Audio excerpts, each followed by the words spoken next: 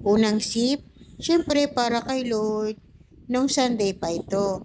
Habang nakikinig ako ng mass ay may dumaan na tao. Syempre hindi ko yan pinalampas. Tara, samahan niyo akong kumain ng taho.